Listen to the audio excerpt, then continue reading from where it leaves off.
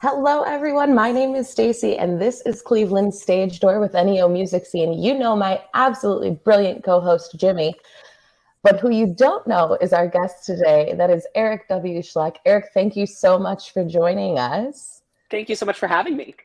Absolutely. Erich is currently playing Herod in Jesus Christ Superstar, which is coming to EJ Thomas Hall on April 10th and 11th.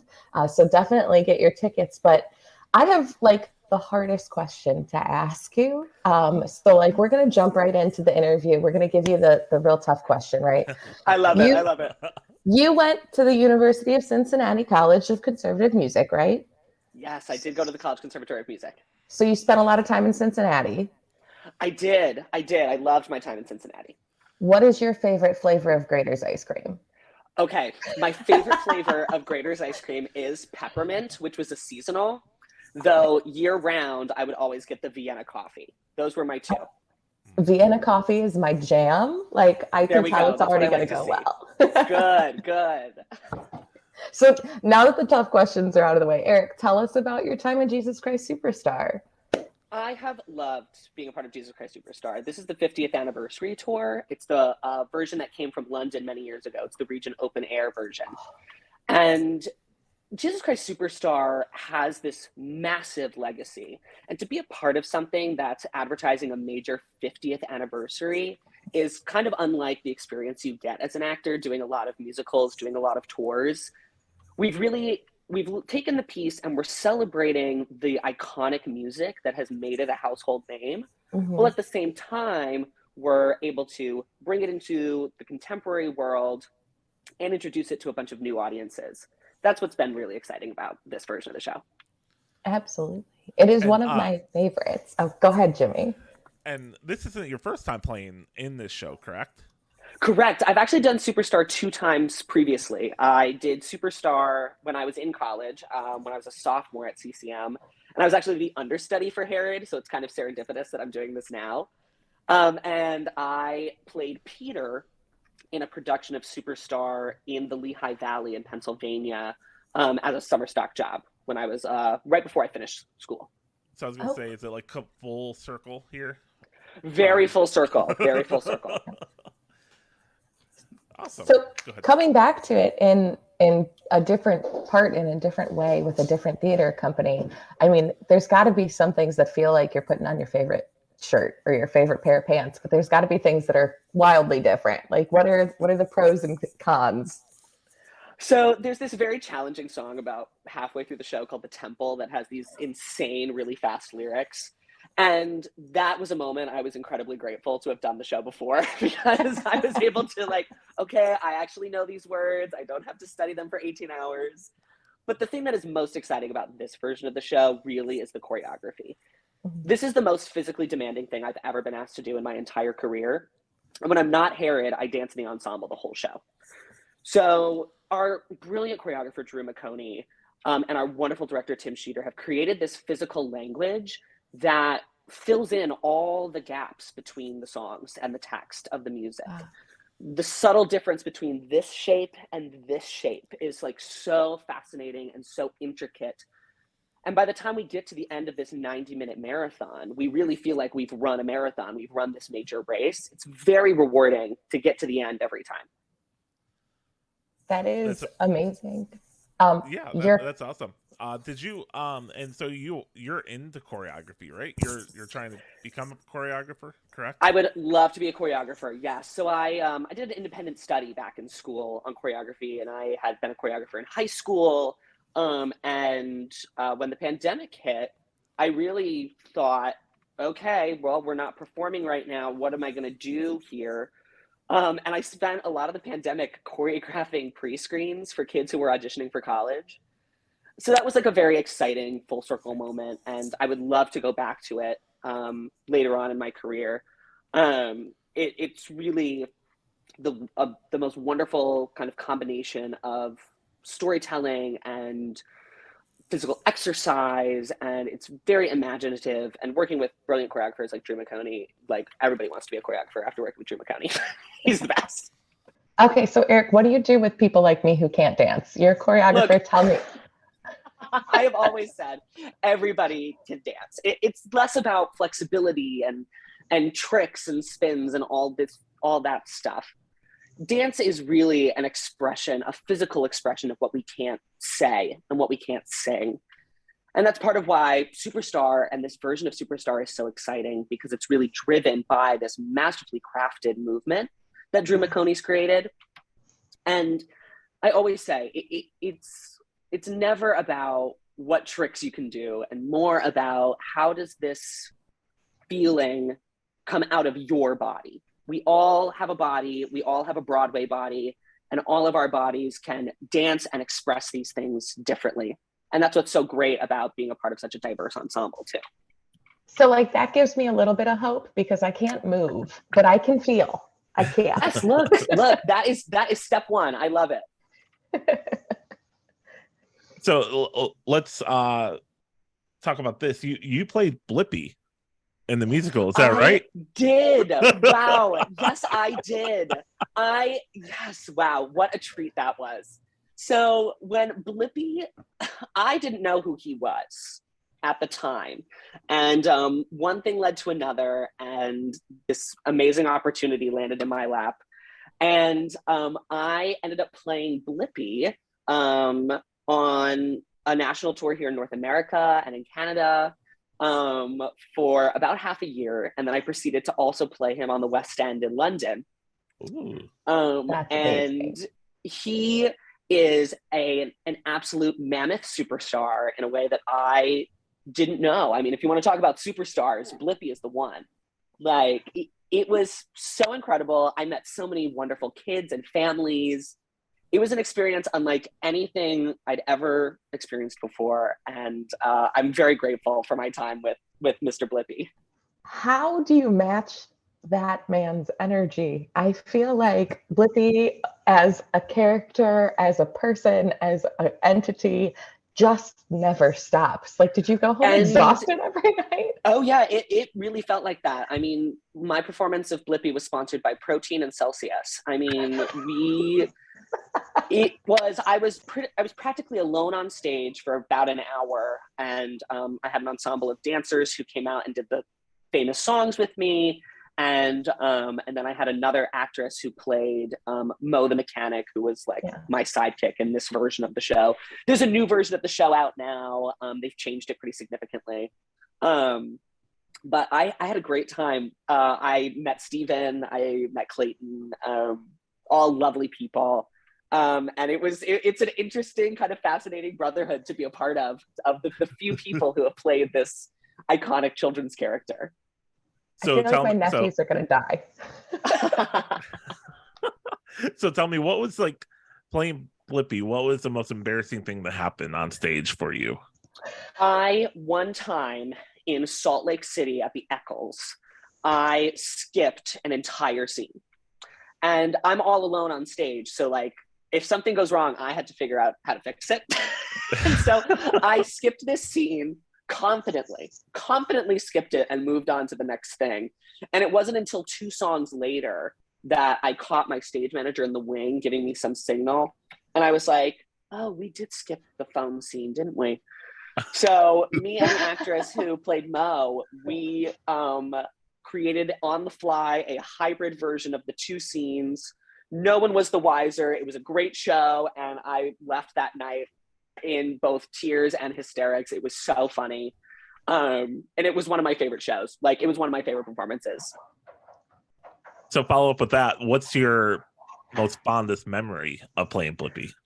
I mean, there was nothing like opening Blippi on the West End. Like, never in a million years did I think that thing, that mammoth brand and thing that I was a part of would take me all the way there. And I love London so much. The show is actually nominated for an Olivier Award for Best Family Show. Nice. So I'm going in 2 weeks to the ceremony. It's going to be like really wild. I'll be there for like a day. But there was nothing like making my West End debut in this thing that I had grown to be so fond of, that meant so much to me and so much to families and children all around the world. It was in that moment I realized how much bigger than myself that whole experience was. Absolutely. Can I be stereotypical Hollywood? What are you wearing? We're still working on it. My stylist is still working on it. We're pulling some things. But it'll be all over the internet when it is confirmed. You will absolutely be able to see whatever I end up wearing. So let's go back to Jesus Christ Superstar. Tell us more, like, what is a life lesson someone will take out of the show? Like, what's something that will take from the show? The thing I love about our version of Superstar is Jesus Christ Superstar, of course, is based on the Bible. It's based on this religious text that millions of people around the world are incredibly familiar with. And what I love about our version of the show is that we take this story that is instantly recognizable, and we really do treat Jesus and Judas as men, as two friends. I mean, Mary Magdalene says it in the famous "I Don't Know How to Love Him" song. He's just a man. And that idea is really what kind of propels this piece forward. And our version of the show is really about the mob mentality, and how we go from celebrating an artist and celebrating a figure as a fan to really becoming a fanatic, and how that dichotomy can create something so incredibly visceral and intense. And I really think that it holds the mirror up to us as a community about how we celebrate things that we love and care about. I couldn't even put it any better. I love this show. I've connected with this show. I've seen it probably, I mean, at this point, probably close to 50 times. Every time it comes through, I have been like, when I was this big, I was walking around my house singing all of the parts. Herod is one of my favorite because the vocal part on this is like crazy. You must have a crazy range. Crazy. It is really something. It's a fun one. But learning all this music and putting the new spin on it that you guys are doing, what do you feel like people like me who have seen it 50 times, who know it in their bones, are going to see and appreciate about the changes that you and your castmates and your production team have made? Our version of the show really celebrates the history of the music. That was something we were really passionate about right from the get-go. We talk often about celebrating the brown vinyl album. My parents still have their brown vinyl Jesus Christ Superstar album. And our show is really about celebrating placing that record down on the vinyl player, dropping the needle and watching the record spin. And so we're celebrating that music while also employing an aesthetic that is completely new and has never been seen before. And I think the great thing about people who are coming and seeing Superstar who have a strong relationship with the show already is that the music is instantly recognizable. It feels and sounds just as you remember. And then on top of it, we're elevating what you already know and asking you to look at it differently and look at it with this fresh eye and with this fresh perspective. So it's really that dichotomy of taking what we already know and being open to the idea of, and what if it was also this? Yeah. Oh, I can't wait. April can't get here fast enough. I'm so excited to see this show. So tell us, I just lost my thought. Hold on one second. Happens to me all the time. I'm there. Don't even worry about it. Every day. Go ahead, Stacy. I'll find it and I'll bring it back. Okay. Well, I want to talk about like baby Erich. Like you're young, you're going through your life and you go, I want to do musical theater for the rest of my life. How does that happen? Like what brought you to being Herod? The first time I was ever on stage, I think I was like 6 years old. And I did some little like community play. They needed someone at the last minute. I was there. My mother always tells the story about when I was like 4 or 5, right before, getting up on a stage in Disney World and reciting the entirety of Green Eggs and Ham. I do not like it, Sam I Am. With just like unbridled confidence. And I think that stayed with me with benefits and cons. But the first like major thing I did when I was 12 years old, I had the opportunity to be a part of the out-of-town tryout original cast of the musical adaptation of A Christmas Story. I did that at the Fifth Avenue Theater in Seattle, where I grew up. And I'm on the cast album, and it was this amazing kind of flash in the pan experience. And I aged out of taking it to Broadway or staying with it at all. I was 12 years old. I was right on the cusp. But in that experience, I mean, I really was like, oh, this is a thing. Like, this is a job as well as an artistically fulfilling experience. And from there on out, I knew I was stuck. Yeah. And I was doing upwards of 4 musicals a year at least, be it at my high school, at community theaters, at professional theaters. I was able to do a pretty popular regional production of Carrie the Musical in Seattle that's somewhere on the internet. And it's been really exciting to see all the different places this kind of wild choice has taken me to get me all the way back to Superstar and back to touring as Herod. See, I think that that's one of the things that I love about our show in particular is that we focus not only on the fabulous regional tours that are coming through, but also on the local community theaters, because every single person that we've spoken to so far, whether they're doing shows on the West End like yourself, or they're just starting in their career, every single one of us has started at a community theater somewhere.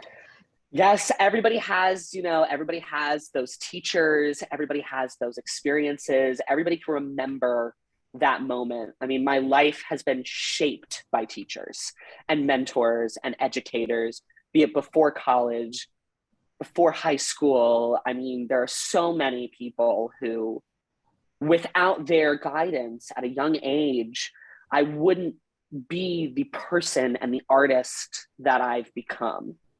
My life has really been shaped by teachers and mentors. I love that. So what is the one piece of advice that you got from your mentor that you're like, I'm stealing that and I'm telling it to all of my students forever in my life? Yeah, I mean, there's so many good ones, but the one that has really stayed with me forever is to always walk in a room and know exactly who you are. It's never about the expectation of somebody else and this, that, and the other thing, and all these pressures that we put on ourselves. The greatest gift that you can give in an audition, on stage, in your real life, is to walk in a room and just know who you are without shame, without embarrassment. And that includes being critical of yourself, and that includes being aware of yourself. But what it really is about celebrating yourself. And knowing the person that you are is so incredibly different than anybody else. There's no reason to compare. There's no reason to assume. All you can do is take up space, exist as the person you are, and celebrate that. Right. And let's carry off of that. What is the advice you would give to a new touring professional, someone that's never toured before? What's like, don't overpack. Like, what is your one piece of advice you give? Yes. Drink a lot of water. Don't forget to sleep. Don't forget to eat. Like, it really does kind of come down to the basic things. I love to travel, which is part of why I love touring so much. And it's so easy to be swept up in the constant motion. And I always say, remember to ground yourself in, you got to eat, you got to drink some water, you got to get some sleep, because the best part of touring is you get to share this story with so many different people in so many different communities. You can't do that if you haven't taken care of yourself. Yeah. That's amazing. So one last question, Stacy, what would you like to ask for the final question? Oh my gosh, I get the final question too? Yes. I feel, okay.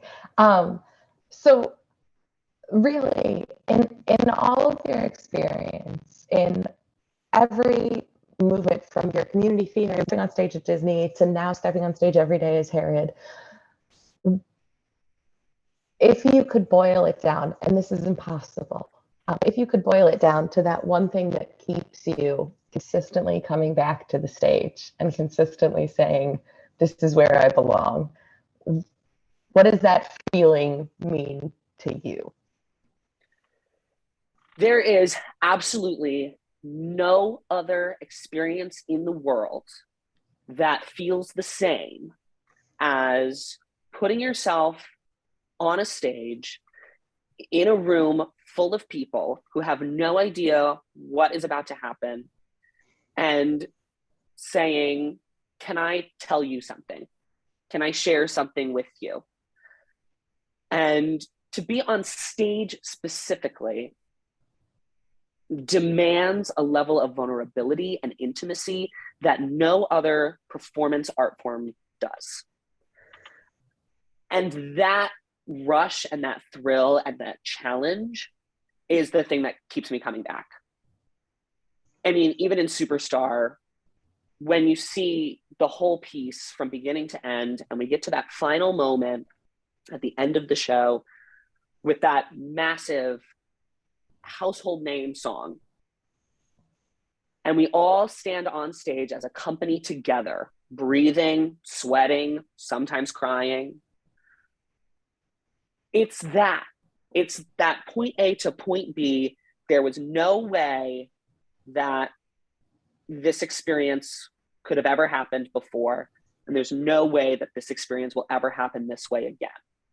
And that is why I can't leave it.